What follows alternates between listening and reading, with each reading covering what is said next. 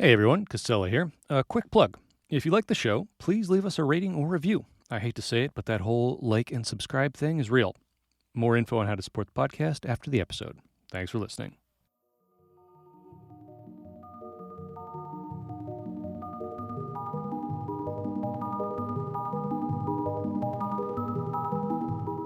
A critic is a creature who has views quite like a camel's. Flowers and fruit he scorns. In the flower garden of the honeyed muse he starves unless he finds a meal of thorns.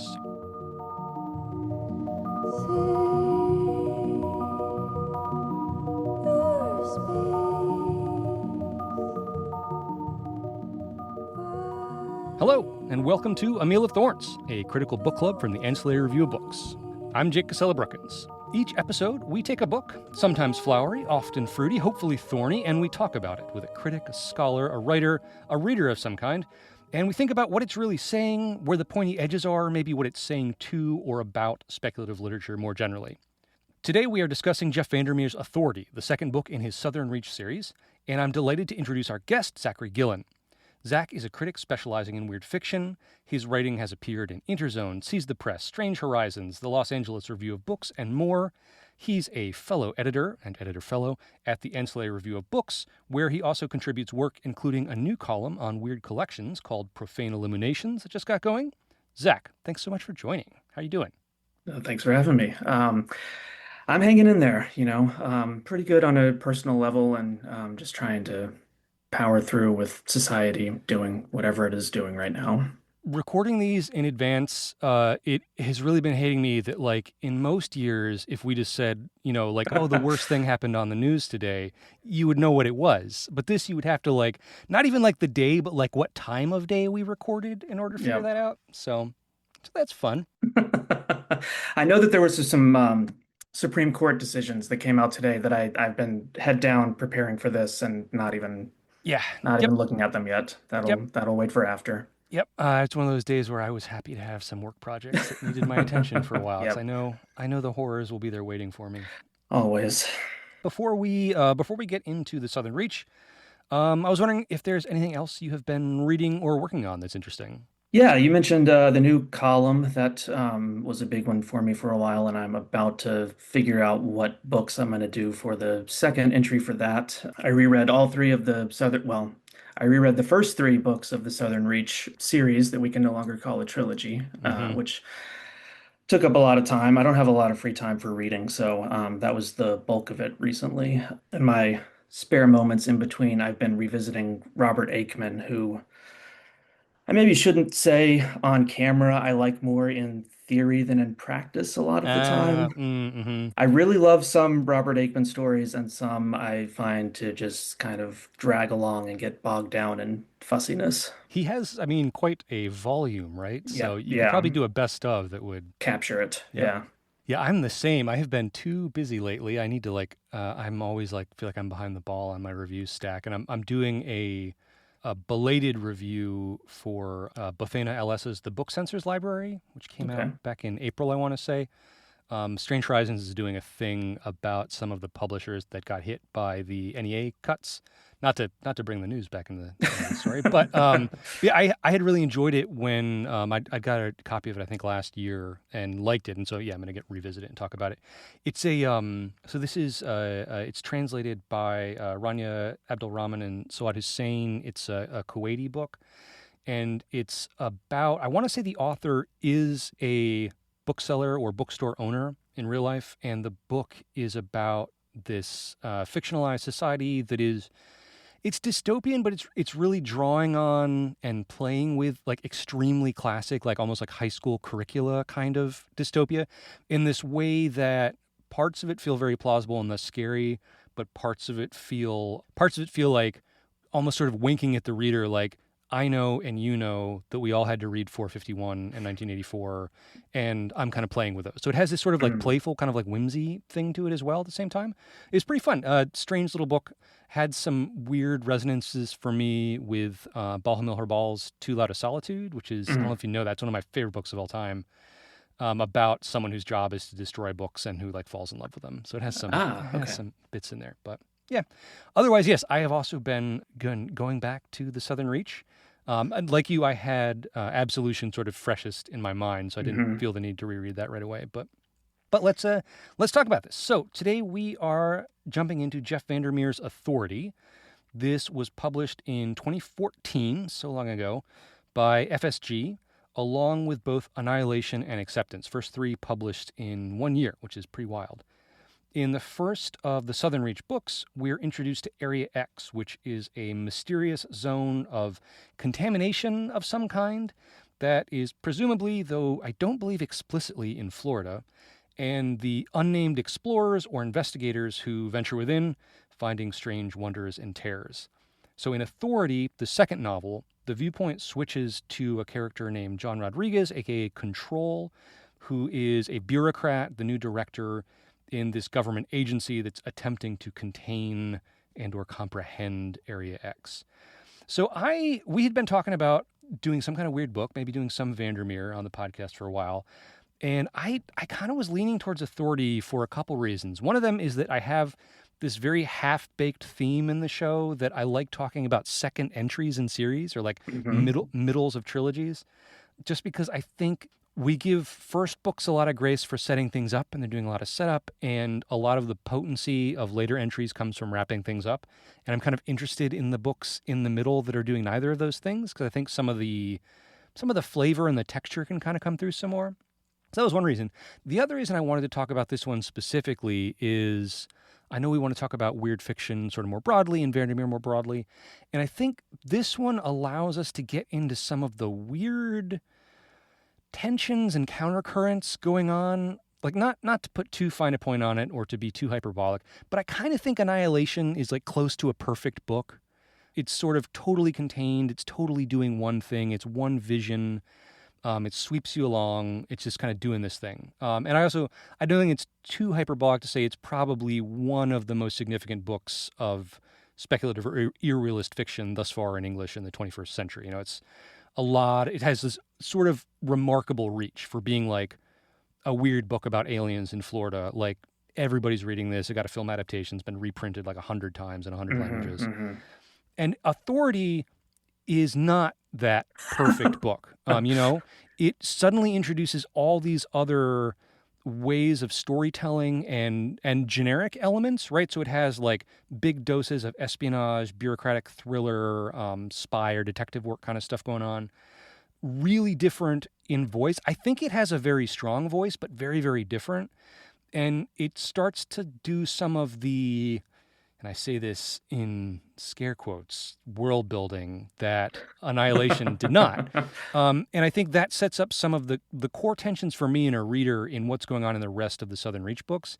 And I think those kind of, I've been saying things rhyme with each other too much. So they kind of chime with some of the complaints and frustrations I have, and just that I'm interested in speculative fiction, particularly on the weirder angles, whether that's the new weird or whatever, with these tensions between world building and setting up sequels and sort of capturing the strange, wondrous thing that you're there for in the first place, and how those are they kind of butt heads in a certain way. So that's why I want to talk about this. I've been talking for a minute. Zach, tell me kind of a little bit about your relationship either with this book in particular, with the Southern Reach, or with VanderMeer's work kind of taken at large. Yeah, VanderMeer's been pretty like an important figure for me. I to condense biography really quickly, like spent the my youth in the 90s like reading through all of the books in the science fiction and fantasy section of my local public library. Mm-hmm. And then got kind of burned out on epic fantasy and sci-fi classics, which was like the two flavors that were available there. And then that was around the time I graduated high school, went off to college, and kind of immersed myself in like postmodern literature and like what we might call the fabulists for a few years. Mm. And then I think it was actually through VanderMeer's blog, which I think was called Vanderworld back then, that I stumbled on his name because he was talking about a lot of books that sort of overlapped with that kind of fabulous but not genre area. And then that was kind of my backdoor entry back to the new weird, which I had like just missed at this point. This was like 2005 or so. It was like right when the new weird blew up that I was like, I'm going to take a break from this genre fiction stuff. And so the Ambergris books were like really that it wasn't quite formative at that point, but they were important for me to come back into genre fiction sort of in a more avant-garde capital L literature way, if you will. Hmm. And then The Weird came out a few years after that, and I pre-ordered it, and like that was huge for me. That was around the time that I was really getting into short fiction. And then I read the three Southern Reach books when they came out in 2014. And when I read them that first time, I was very much on board with how you just described them, that Annihilation was kind of pretty close to a perfect book. And then there were these two other ones that like were good. And I think I liked Acceptance even more than Authority. Hmm. But Authority especially is such a shift after Annihilation that I was kind of thrown off by that one. And so I have really appreciated being able to go back and look at them now, more than a decade later. And I think this time I would argue that they hit me more as a holistic work, all three of them. I think that what's set up in Annihilation really pays off in Authority and Acceptance, and I had forgotten how much sort of time travel weirdness is going on in these books, which, I had totally forgotten about that aspect of them. I didn't reread them before I read Absolution. And so Absolution was sort of like, well, this is a little more time travel than I remembered or wanted introduced into this quote unquote world building, get those scare quotes back in there. But rereading them, I really appreciated Authority maybe the most this time. And I thought they also kind of expanded my view of Absolution in retrospect Mm. too, which I did not reread for this, but it was just less than a year ago when I read it, and I found parts of it frustrating, and I am thinking of it more kindly now after rereading the first three. Yeah, I had kind of the same experience, and I think one thing that jumped out for me rereading Authority was, well, I guess rereading the whole first three is how much it doesn't feel like VanderMeer is improving on things he didn't know about before. Like Hmm. it feels cohesive, and I Hmm. and I don't know this is necessarily true, but it feels like there are a lot of little tiny threads and ideas in Annihilation that actually do pay off later. Not Exactly. not just kind of like, oh, what happens next? Let me write a new thing, inventing it all out, kind of Exactly. whole cloth. And I guess that makes the sort of like dreamlike wholeness of Annihilation sort of even more interesting to me. Hmm. And especially because these first three they're relatively tight books. Yep. They're not super short, but I mean, I feel like both of these you could knock out in like one or two sittings. Thinking of them more as one whole kind of starts to make more sense to me. I think especially with the Authority is a very paranoid and how to say this. It's a character who is keeping things at a slight distance, and we find out that his sort of function in Southern Reach is to keep things at a distance and kind of keep things kind of repressed in a way. And then in Acceptance, getting those long sequences that sort of bring us a more immediate emotional resonance with Hmm. how both Saul and the director, the psychologists, storylines just feel like they have a lot of like immediacy that is like carefully kept at bay in Authority, and so it Hmm. feels like there's this sort of like tie back around there. Yeah, I totally agree. That was one of the things I wanted to make sure to hit in this conversation was, and like one of the things that impressed me most about Authority this time is that camouflage is such an important through line for all three of these books. And Authority is kind of a camouflaged book in that if you read it and you don't know beforehand what's going on, you miss all of the weirdness that's just under the surface the whole time. And so the first time you read it, you're like, okay, this guy's just wandering around hallways, like having HR meetings. He doesn't know what's going on. So the form of the book kind of camouflages the weirdness that's going on with the subtext and the actual development of the plot that you don't see until it kind of explodes at the end of the book. I forgot how compressed the explosion is. Same. Like it's like a 340-page book, and I don't have it right in front of me, but it's like the last like 20 pages where it kind of like goes abruptly in this other direction. You're right about that idea of like crypsis and camouflage being such a big part of it. Something I noticed reading this is, so I remember like when I think I'd read all three the year that came out and had kind of like formed my initial impression of them, and then a couple book clubs I was in read Annihilation, so I had a chance to like revisit that a couple times. And I remember thinking at that time that there was something about, particularly about authority, that felt less complete, rougher in some Mm. way. And Hmm. it was interesting to come back to it this time and say, like, okay, like the vibes I got off this were broadly correct, that it's kind of a paranoid, Hmm. bureaucratic spy thriller kind of thing. But the thing about paranoid, bureaucratic spy thriller kind of things is they run on a certain kind of like plot and information control where you don't necessarily know everything, but you kind of know the salient points that make it work. And this very intentionally doesn't have that. And Yep. there's a couple of these points where Control starts realizing that he has these gaps, right? He has gaps in his day. He has slight gaps in his motivations. He starts realizing, like, wait, why did I do that? Hmm. And from afar, if you think of it as, a thriller in the mode of Le Carré or something like that, it's badly done. But Right. in fact, that's not what it's doing. It's putting that on as a surface while doing something really different. And I think I appreciated that more this time around.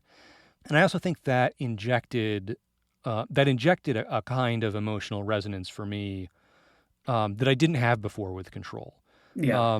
In that a lot of his, a lot of what is sort of sympathetic about him is this almost like, I don't know, almost like amnesiac, or his memory and his intention and who he is so shaky, Hmm. and he has this desire to find this core and can't. And that feeling of having sort of competencies that include like deadly competency, right? Like these people with guns, these people connected to big government agencies who sort of find themselves in these dreamlike situations and can't trust their own reflexes and their own instincts is such a theme in both acceptance and absolution, Hmm. that it made me think a little differently about what they're doing. And I don't want to talk about this too much right now, but I do want to kind of circle back to what VanderMeer is doing basically with the government, with Yep. agencies here. The returning to it this time around, I read it a lot differently than I had the first time. Yep.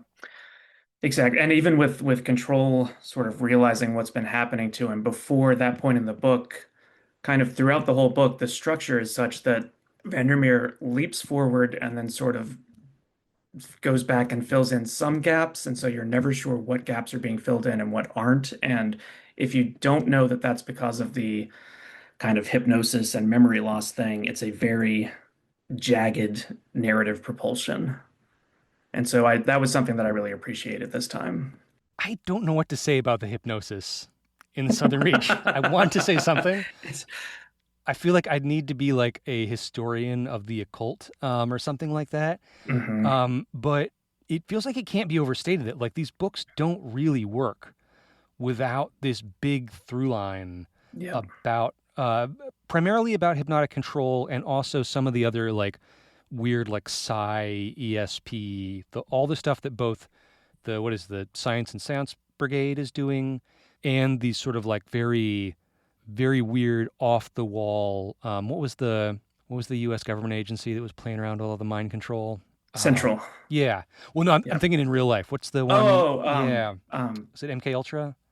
yeah, yeah, Yeah. MKUltra. Yep. Um, but how? So like that to me has like this immediate sort of comic feeling. Like this is actually a thing that the U.S. government spent like tons of money on. And part of what it's doing here, I think, one thing I was thinking about reading it this time is there is a certain amount of weird humor about bureaucracy and government agencies and this whole like the left hand not knowing what the right's doing and this attempt to sort of be totalizing in this way that's totally fractured itself.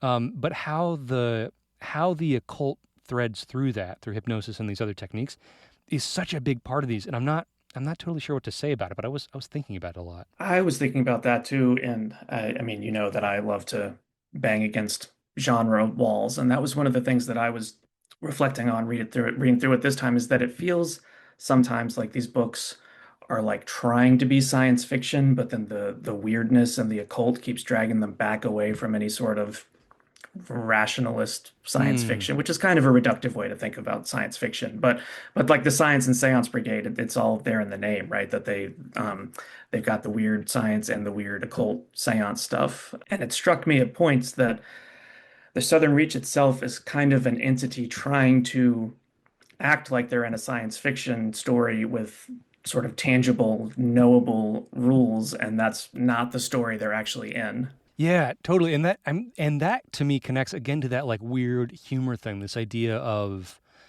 the government being so big that it can just throw a couple $1 million here and there at these weird projects, which it totally does, right? And one of the things that Annihilation does not make clear is the time framing of how long this has been going on. Like, it's not a super recent thing, but I think this one like hitting home over and over again, like, oh yeah, this has been going on for decades, Right, right? Like Control thinking about like, oh yeah, I guess this was happening while I was a teenager. This stuff was right, happening, right. and it's just this combination of a sort of accurately paranoid thinking about the government, particularly in the sort of like military industrial sort of security theater space that the Southern Reach is clearly part of.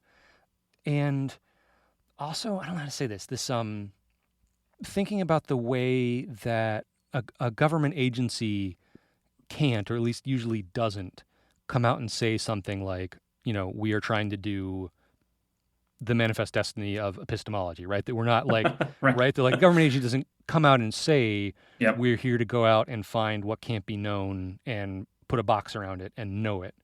And that is what the Southern Reach is there to do, right? And that whatever Area X is, and I think I like these books more the less I have an idea of what Area X is or is doing, is just directly a threat to that. That it's something that is only attacking us accidentally, right? That is just something beyond our normal capacity, and that's where the disconnect comes. Yeah, absolutely. Got this quote from Authority that I had pulled out for us to pay attention to. Because one of the things that really struck me this time was how many references to ghosts and hauntings there are in these books. So this is, I think, one of Control's early meetings where he's sort of getting the lay of the land. But the truth did have a simple quality to it. About 32 years ago, along a remote southern stretch known by some as the Forgotten Coast, an event, capital E, had occurred that began to transform the landscape and simultaneously caused an invisible border or wall to appear, a kind of ghost or, scare quotes, permeable pre-border manifestation. As the files put it, light as fog, almost invisible except for a flickering quality, had quickly emanated out in all directions from an unknown epicenter and then suddenly stopped at its current impenetrable limits.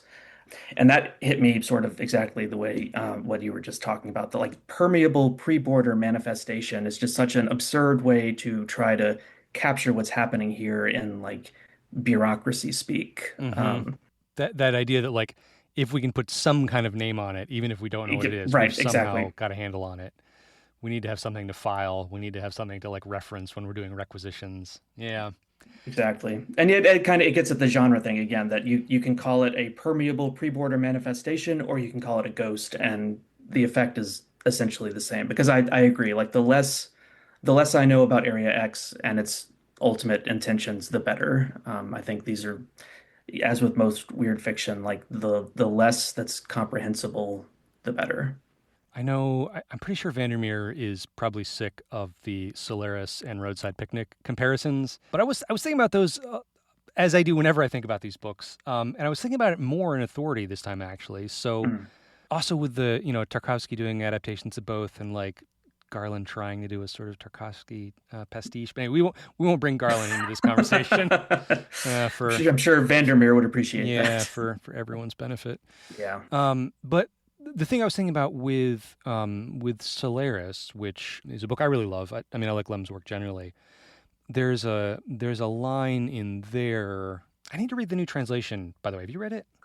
No, no, Solaris is one that I read in like middle school from the library, and so it's like totally lost to the mists of time, and I didn't even realize there was a new Yeah, translation. it's I want to say that the print version is out of print, but the ebook's still available, which is a bummer because I've heard it's quite good. And I didn't know this, but I guess people who know say that the original is quite bad because it's the original translation to English is not from the Polish; it's from a French translation from the Polish. Right, right. And I guess like both of those interjected some weird stuff. But anyways, in the Polish to French to English version that I read, it has this bit where one of the scientists who is kind of grasping that this big unknowable planet ocean that is sending strange doppelgangers to meet them and know them somehow. But one of the scientists has this line saying basically that, and I'll forgive my memory by saying it's only of a poor translation, so I'll remember that. I'll memorize the real one when I read it. But he says that we humans, we say we go out to explore, but really what we do is we go out to find ourselves again. We go out to project ourselves. Like Hmm. we have an idea that we're gonna do this heroic act of knowledge discovery, but really it's an act of knowledge projection. And so we just keep finding the same thing everywhere we go. Yeah. The horror and the wonder of Solaris is that we've found this thing that we can't do that to, and it's doing something back to us. And that's part of what Area X, why it works so well. And I feel like it's a really interesting challenge. They talk in Authority about, I think Whitby says this, one of the scientists, that they're getting this feeling that like if they could just get Area X to react to them somehow, that all of the things it's doing aren't even a reaction. Even these Hmm. monstrosities it's throwing up, the people it's disappearing, all the things that are happening, that it's not actually a reaction. There's only some way we could get it to react. And I think there's something really interesting in VanderMeer pulling off, because not actually an antagonist in the sense of like there are two forces opposed, but the sort of I don't know, epistemological, structural thing that the people are throwing themselves up against, genuinely doesn't care. I think that's a Hmm. really weird challenge to do. And so Yeah. it is interesting to me that he's pulled that off so well in a way that I can't, again, other than a couple of big things like Roadside Picnic or Solaris, can't really think of too many other people who've done that at kind of this scale and kind of for this length. I don't know if you have thoughts about maybe that technique in other places in weird fiction or in shorts. Yeah, well, that the main thing that brought to mind is something that struck me after reading the trilogy this time is like you said, Annihilation, I think we could hold up as like one of the crowning achievements of weird or genre or whatever fiction in the 21st century, definitely commercially, as far as I'm aware. But I can't really think of many works that have really tried to ape or channel what he did here really explicitly. Like there's some like eco weird that bubbles up fairly frequently, but in terms of right, like that huge epistemological like gap in the center of the books here, I don't think has really had any successors to speak of. I think it's the places maybe I have felt it the most is in various strains of weird apocalyptic or quasi-apocalyptic Mm, fiction, right. where just the fact that everything is so different and is sort of no longer a human place, that Right. becomes really strange. Like I'm even thinking of like The Road, of McCarthy, which another like commercially successful book that's not technically in genre, but Right. should Right. probably be in there. Thinking of Desert Creatures, Kay Chronister, Yeah. where something about coming into a landscape that has radically changed and is no longer there to serve humans is sort of a source of the unease and the uncanniness of it. Yep. Yeah, this book is doing a lot. I think thinking about why this book is commercially successful is interesting. Yeah. Yeah, and I don't really have an answer for that. Like Annihilation is so abstracted even more than the other two are that yeah, that it's sort of resonated and become as popular as it has is really surprising. I mean, Vandermeer has, I'm not making fun of him at all, but he has a very neat mythology of how Annihilation was written, right? Yeah, Where yeah, like he had like dental surgery, he was on right. painkillers. He just finished editing, I think was it The Big Book of the Weird? I want to say it was one of the Yeah, I big think yeah, anthologies that he and Anne Vandermeer edited. So he yeah, just read like millions of words of the last century of weird fiction and just kind of compressed in his brain, yep. and he just sort of like sprung from a pain field, opioid dampened dream about the words on the wall, and just, it all came out at once. Right. Which is, I mean, that's a really good story. But I think there's something, and you're talking about ghosts. There is something so zeitgeisty about this in an odd way, where there's a lot of climate fiction out there, Hmm. and a lot of it non-genre, right? A lot of like popular books that in some way or other touch on rising oceans or heat waves or whatever. It feels like something that hasn't quite clicked televisually. I feel like it's come up a lot, but I don't think there's something about the enduring, thick, persistent fact of climate change that doesn't translate well to like disaster movies. Yeah, I'm thinking like, Yeah. what's the is it shoot? Is it The Day After Tomorrow? Yes. The climate disaster movie. It's not a Bond movie, right? No, that's Tomorrow Never Dies. Anyways, I feel like, yeah, it hasn't clicked really well filmically, and although there is a lot of climate fiction out there, there's not a lot of it that captures the sort of persistent daily strangeness of it. And this feels like the first one that kind of like nails that. Even though it's not quote unquote a climate change novel, this feeling of like a persistent change that is both, it's both way bigger than you can comprehend, but it's also affecting little tiny things. It's like it's affecting whether or not the things you look through in a cell, things you look through in a microscope are one Right. kind of cell or not, depending on where you're looking at it.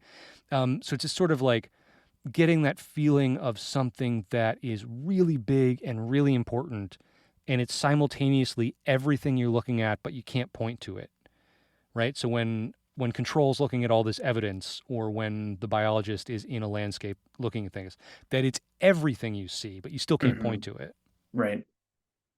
Yeah, I don't know movies very well, but and the Leftovers, I don't know if you've Mm. seen The Leftovers. I've never read the book, but the TV show, I've said before and I'll say it again, it's the best example of weird fiction in the television medium.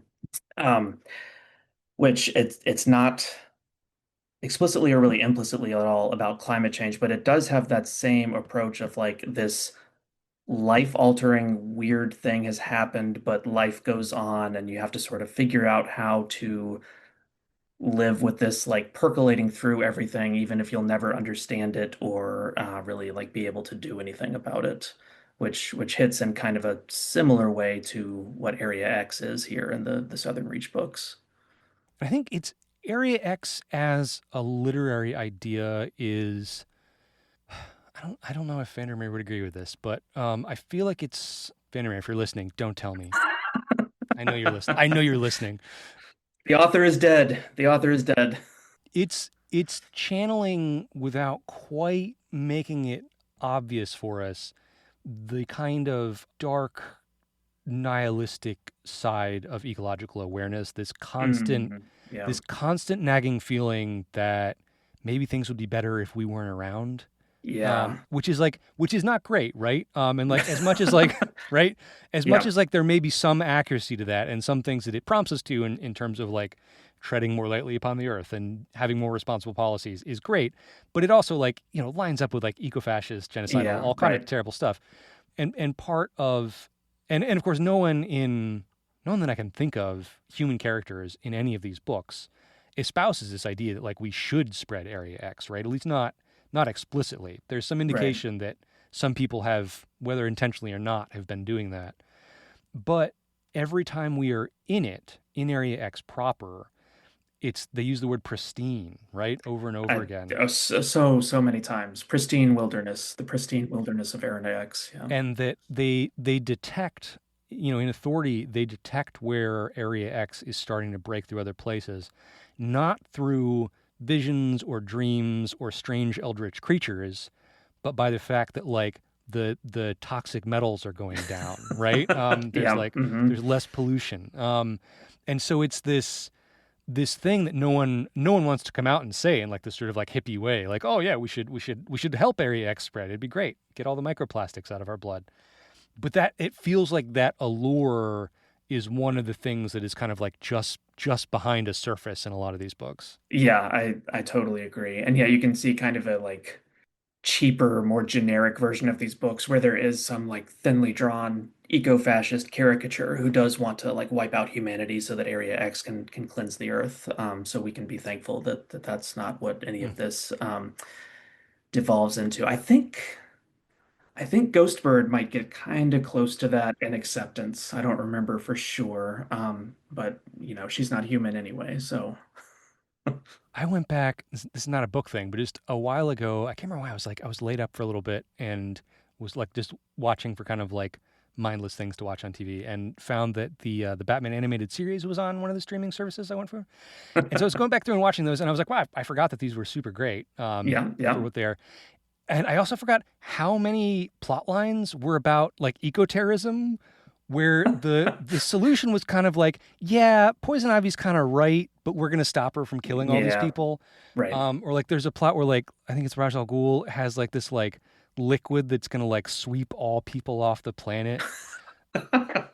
And I was just thinking about that, and then thinking about how like I think there was an earlier cultural moment in like the 90s maybe of this vibe, right? This feeling that like Yeah, humans are, we need to think about that. And there's so many of these characters where like, yeah, the sort of villain is like a potential eco-terrorist.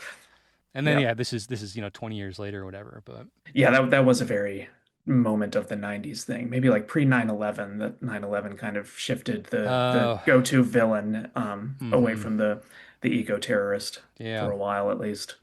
So we've been talking about Area X as climate change, and this is kind of my death of the author take on the Southern Reach, is that you don't have to read these as climate change novels, and everyone does. Like that's what everyone focuses in on. And like VanderMeer himself has kind of, he's got this origin story, and part of it is an oil spill outside of Florida, which by the way, you said you weren't sure if they were explicitly in Florida. I'm pretty sure there are no proper name or proper place names in the entire trilogy, that like nothing is ever made explicit with regard to place or really like history or what's going on in the wider world or anything like that. So that's just one of the little ways that he kind of unsettles and dislocates you as you read these. There are a lot of those sprinkled in that I picked up on more this time than the first time. But so Death of the Author, you can read these not as climate change novels, and I think that that's most clear in Authority, which was kind of one of the reasons I was glad that we were focusing in on that one rather than the other two, because this is the one that's, well, I was going to say that takes place outside of Area X, but you think takes place outside of Area X until it doesn't. But the series is called the Southern Reach books. It's not the Area X books, or like Uh-huh. so. And so this is the one where we have the sort of inescapable inertia of government bureaucracy, and sort of the Central stands in for like the worst impulses of humanity, Mm-hmm.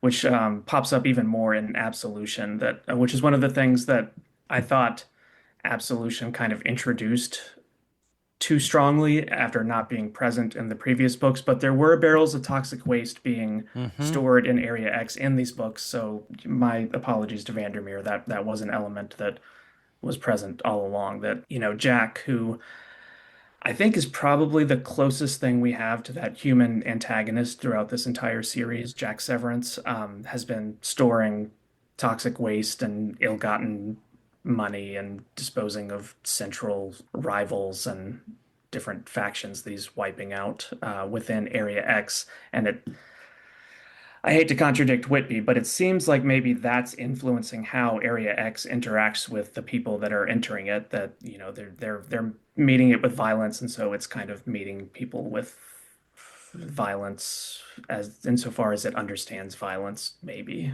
Yeah, well, I mean that's the through line of the biologist and Ghostbird having such a different relation to it Right. seems to go to that as well. And that's, I mean, that's a very science fiction idea, right? That like Oh yeah, you meet the absolutely. alien entity, and sort of what you bring to it is what comes back to you. Hmm, that's interesting. I do like rephrasing that, or reframing it as away from climate change to a certain extent, because there is like what the reason that one of the reasons that I wanted to talk about authority is, yeah, the thing of like making you see that the government agency is part of what he's interested in, and is not the generic element, but is the I don't know, the kind of like the active, if it were a generic element, I would call it the novum that he wants you to think about. He wants you to Right. think about how this big thing that is made up of all of these characters who are all kind of broken and Yeah, yeah. lost, Hmm. and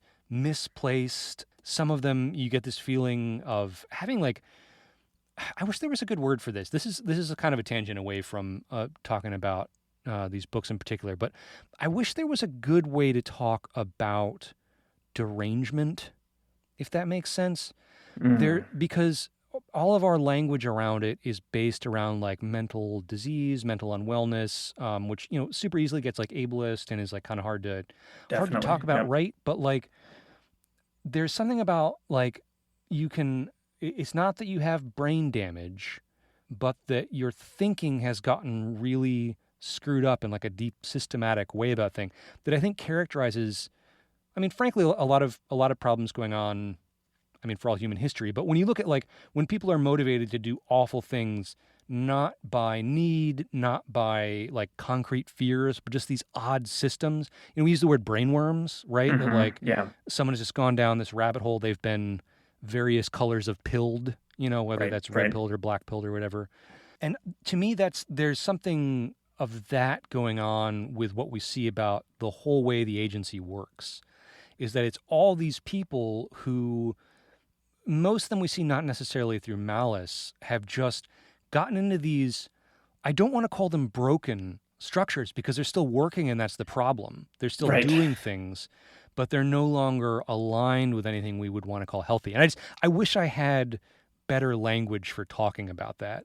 But I'm thinking about like we meet people like, Whitby we find out has some super weird stuff, potentially supernatural stuff going on with. Right. We meet Cheney, who's I want to say a physicist, I think so. The head of the the scientists, head of the anyway. scientist Yep. division, yeah, who has sort of like embraced this sort of like bizarre caricature of like a cheerful fellow.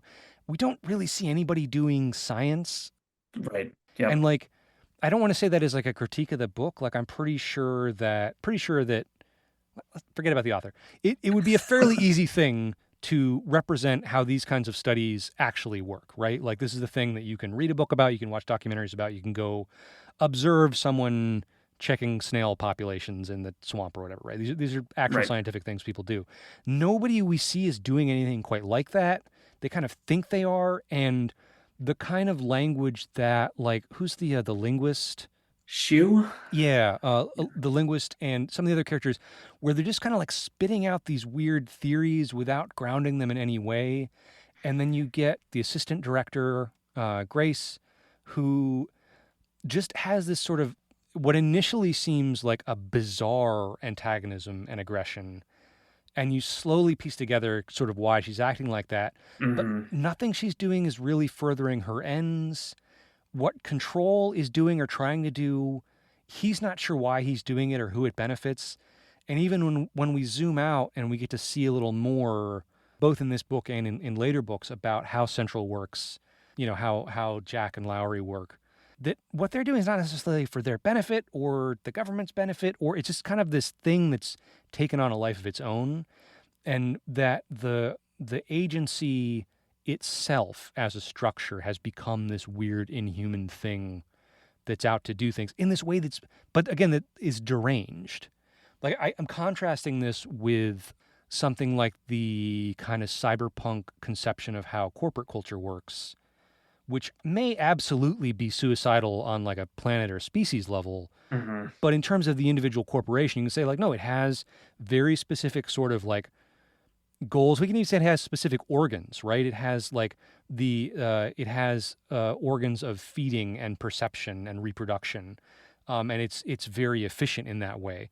And that what the government agency is here is something much weirder, and no one quite realizing that, even as they're sort of caught up in it and constitute it. Yeah, for sure. And I hate to speak for VanderMeer. I think that that's very intentional that the Southern Reach as an entity and as an outgrowth of Central is kind of mirroring Area X there as these two much larger than human and kind of incomprehensible and irrational entities that are just sort of, I was going to say, plummeting forward from inertia, but that's not really what Area X is doing. They're mirroring each other in some ways, but they're very different in others, of course. But and going back to your point about language to talk about the way that these characters are acting. I mean, it's not explicitly trauma and trauma reactions, but a lot of them are sort of acting that way.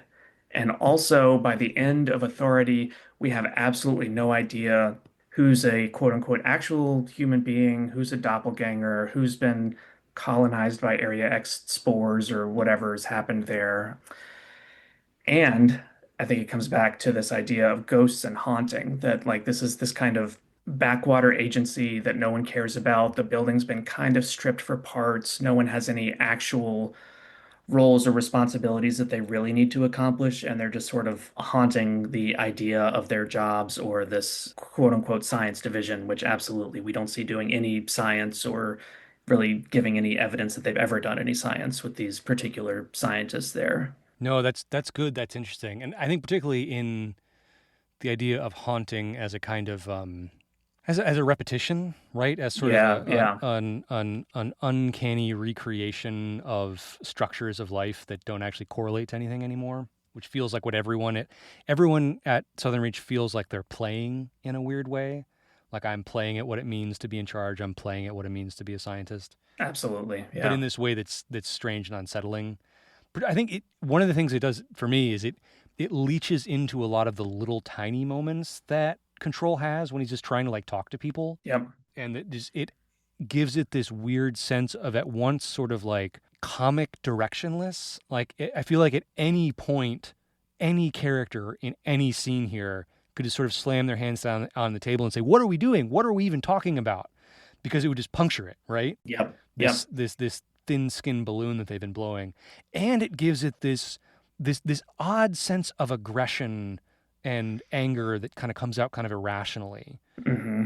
And I think of the way that Grace and Control set themselves up to just be kind of like attacking each other in this way that you can't quite track why, doesn't Yep. really benefit either of them even after you figure out why they're doing it. And I think although you don't see it here, the way that the threat of different kinds of violence is here, but very, very pushed aside, very wrapped up. There are soldiers with orders to shoot to kill. We see them, but we don't talk to any of them, right? Control has like multiple guns that he gives weird names to that he has Right. around. Right. Even though, like, we, the reader, know that the people who have returned from Area X are something strange and maybe not human, as far as anybody there knows, they're human Hmm. American citizens, and they just disappear them, right? They just Right. flat out disappear them. No idea Yep. what happens. And so those like that again, that sort of like irrational but structured violence is sort of lurking behind all of these really mundane conversations about where we're going to meet and whose files these are and can we change the floor cleaner because the smell's annoying me, even though that might be something else going on. But That's definitely something else going on. That's one of the things that I picked up on this time was that that's something that hops up in Annihilation, that she smells the rotting honey from the crawler, and then it's in Authority. But my favorite example of this sort of like we have bureaucratic roles to play and we're going to play our part no matter what in Authority is that after Control finds the Whitby painting cathedral and Whitby's like terrifyingly curled up on a shelf behind him and like pats his head, and it's kind of like the only, well, no, until like Area X explodes eventually, but this is one of the like very few truly unsettling scenes in this book. And then right afterwards, Control's chief thought is like, how are we going to fire Whitby? Like, is this mhm. Grace's job or is this my job? Like, we've got to do the paperwork and we've got to like talk to Whitby and fire him because he's crazy and he was like curled up in a, storage cathedral somewhere, not thinking about what these paintings mean or like how Whitby was like crawling through the air ducts to get up there or what's been going on, Mhm. but like how are we going to do the paperwork to fire Whitby from his position at the Southern Reach? And that Control's first instinct is I'm going to go to my office and just kind of kill some time sorting files. Yeah. Like Yeah. I shouldn't let this go too long. It seems like we should address this, but I Yeah. don't want to do it right Not now. yet. Yeah, Yeah. I it's got good. to do some paperwork first. Let's, you know what? Let's take this this procrastination, to take a quick break. I'm going to grab a drink of water, and we All right. will come back. I want to say a couple off the cuff big theory ideas about this, and then maybe Okay. just talk a little more about VanderMeer generally, or sort of how this relates to the state of the weird, what we think. Yeah, perfect. Cool. I'll be right back. Give me a All couple right. minutes.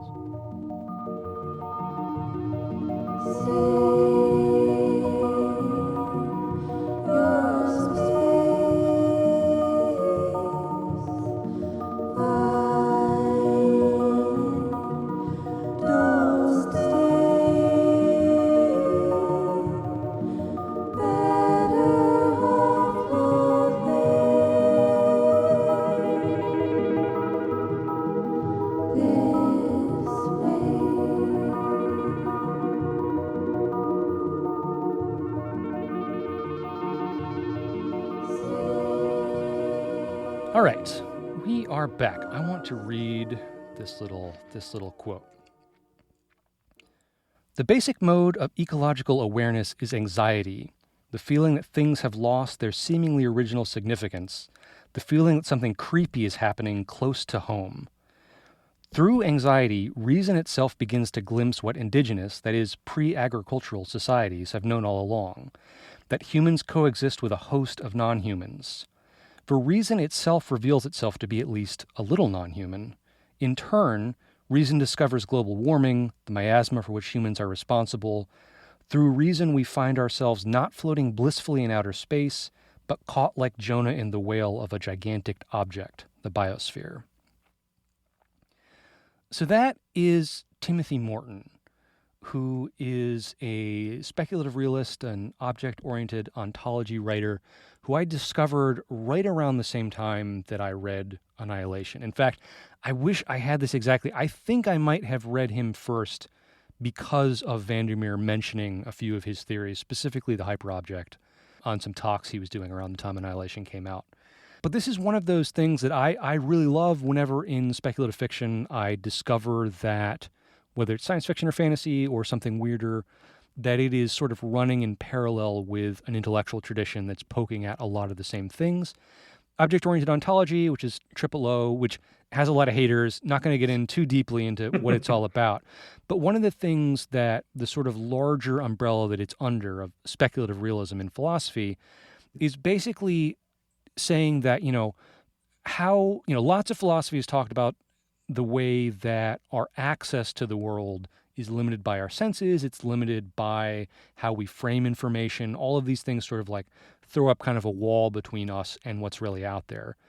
What speculative realism does is it doesn't discount that or disprove that, but it says, yeah, let's just assume that it's out there because we kind of know it's out there and go from there. And they come to some very strange, interesting conclusions based on that.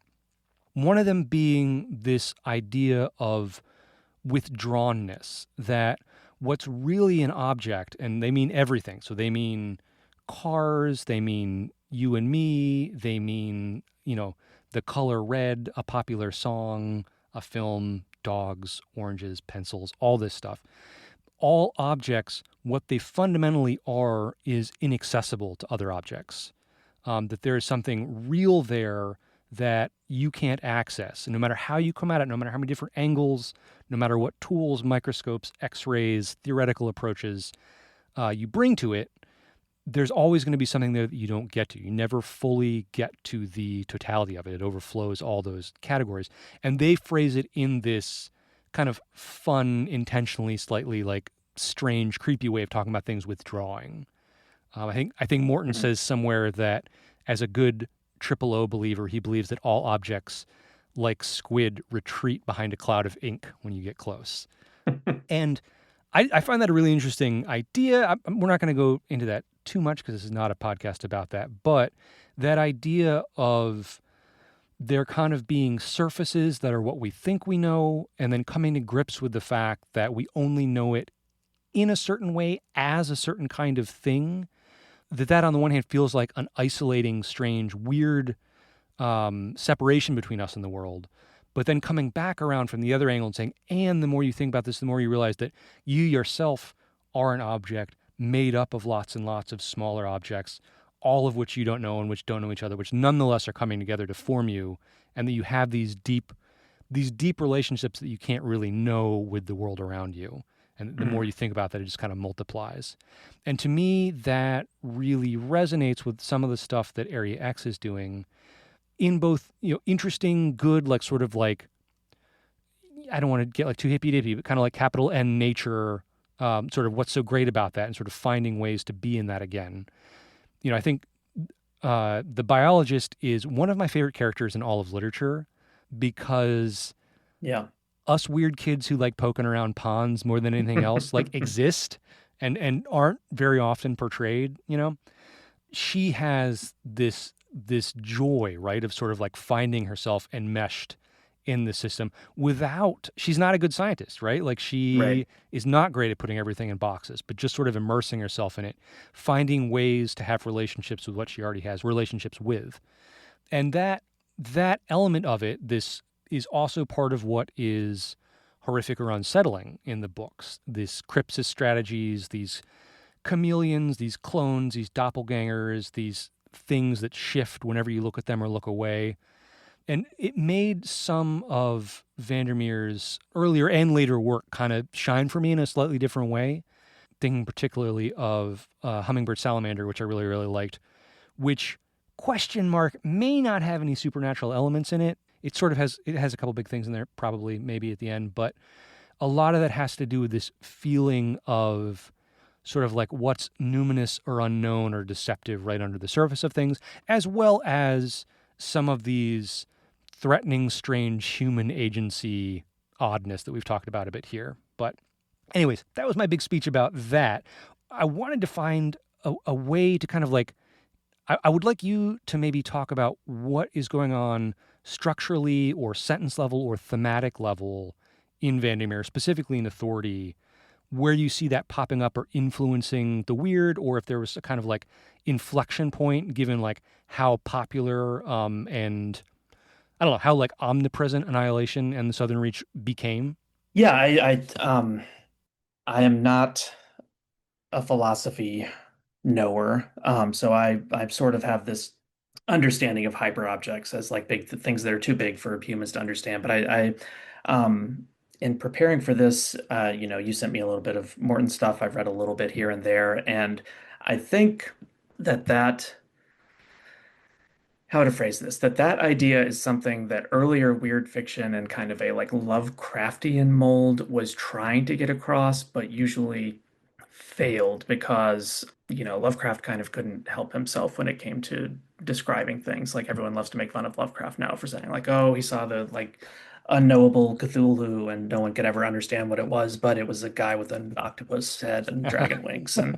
Um and so I think the Southern Reach trilogy is really successful in making like the subtext of weird fiction, which I think has a lot to do with that hyperobject idea, like the text of the trilogy itself, which, the characters here, no one has the full picture, no one will ever understand what Area X is, and the readers of the Southern Reach will also never fully understand by design what is happening in the trilogy here sort of to court. Like we have ideas, we have theories, we see certain things happening, but like even what happens at the very end of the trilogy is up to interpretation and then some. Like, Mm-hmm. Control jumps into the light, Ghostbird and Grace wander around for a while.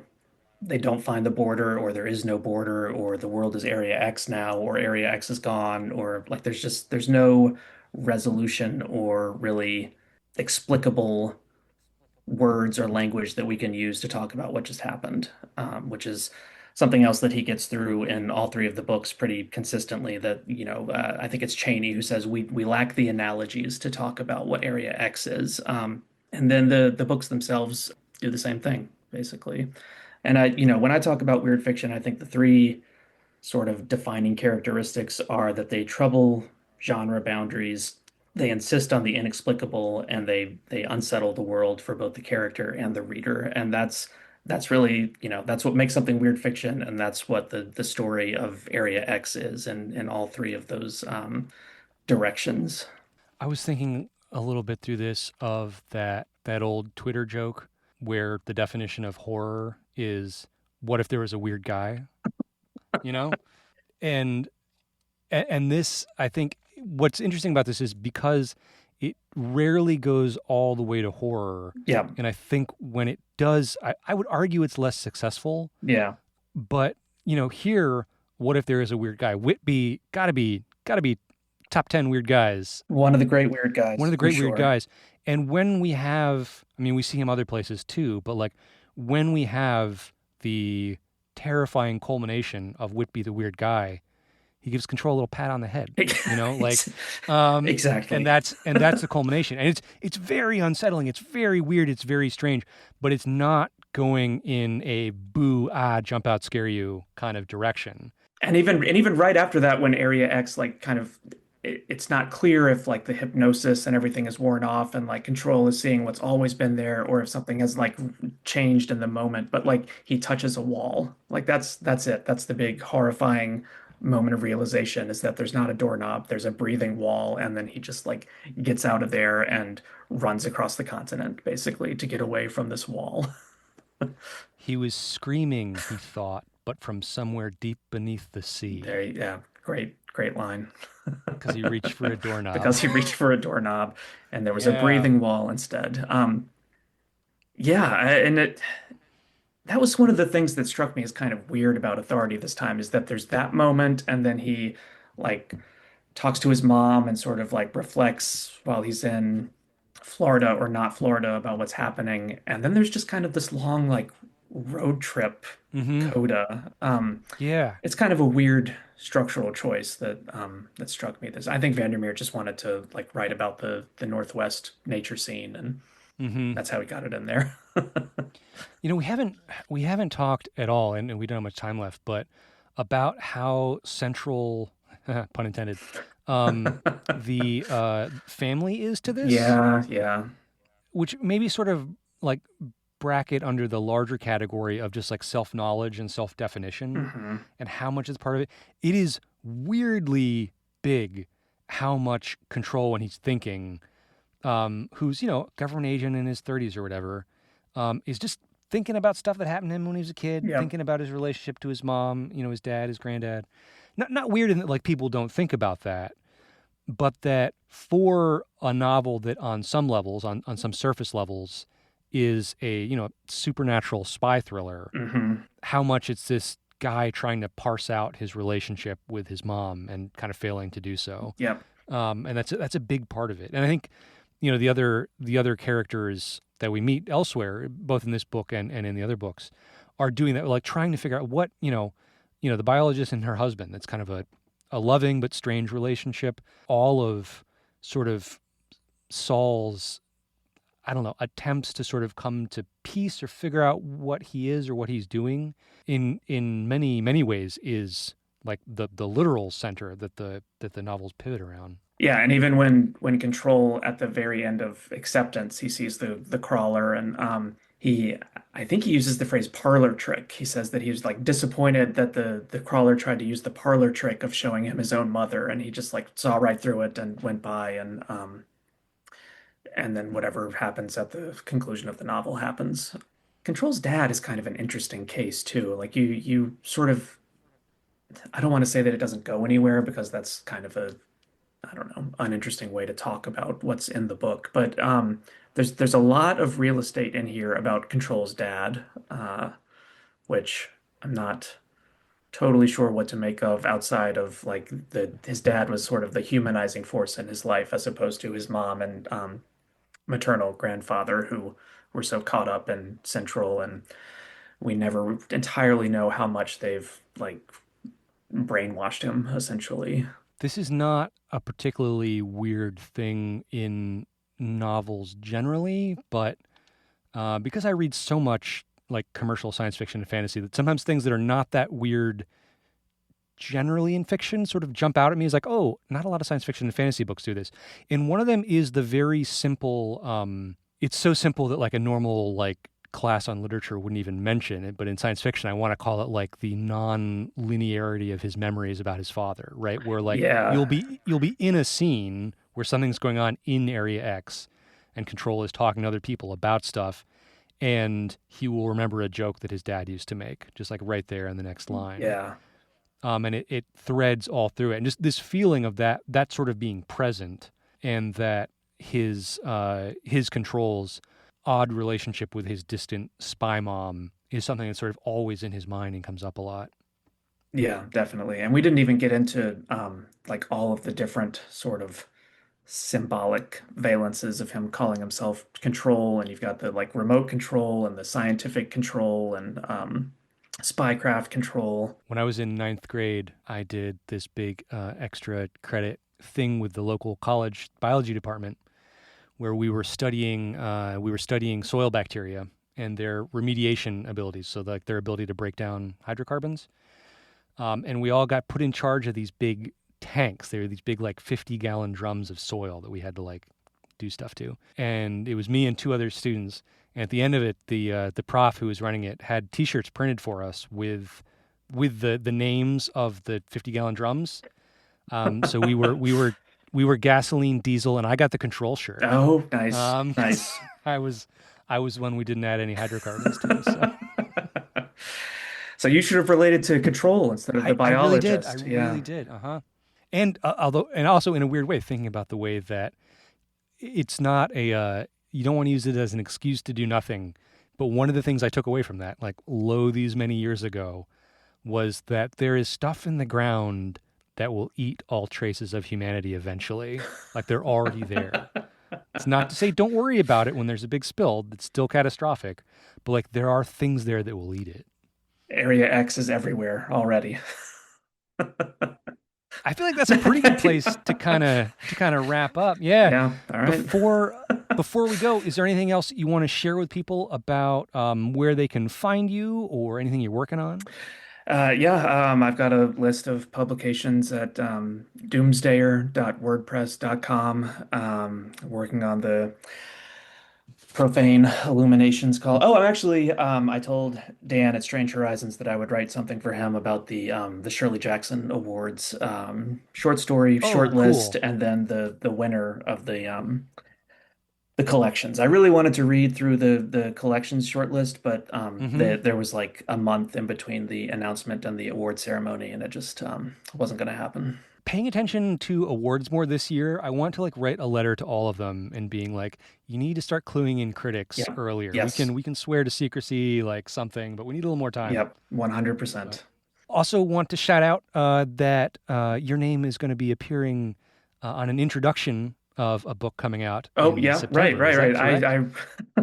I wrote that one so long ago that it doesn't feel like something in the works anymore. But yeah, I wrote the foreword for Thomas Ha's Uncertain Suns and Other Stories that's coming out from Undertow.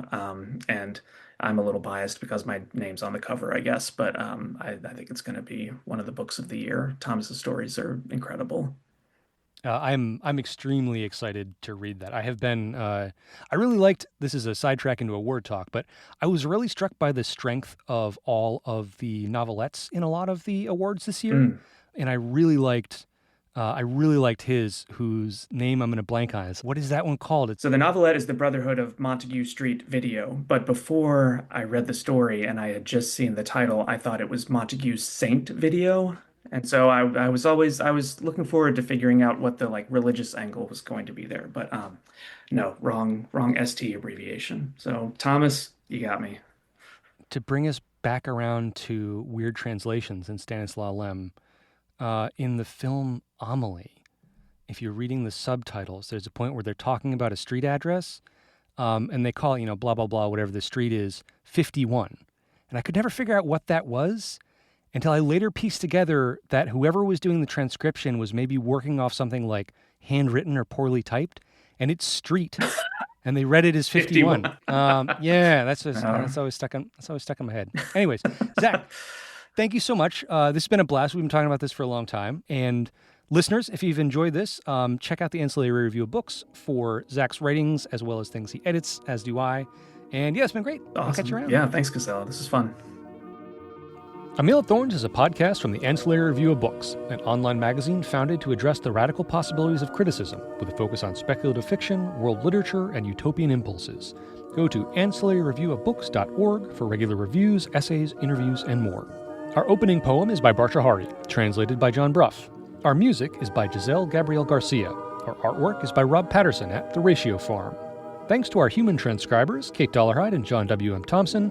They are diligently working on getting us caught up on our transcriptions. If you'd like to support the podcast and the Ancillary Review of Books, that is rad. A few different ways you can do that.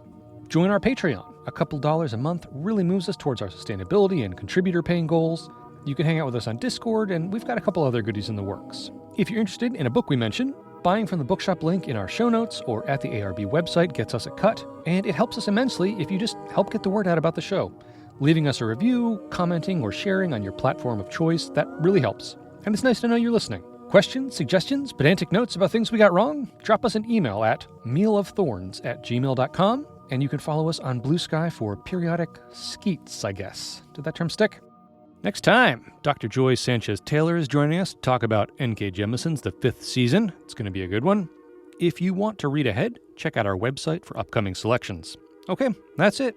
Thanks for listening. Read critically out there.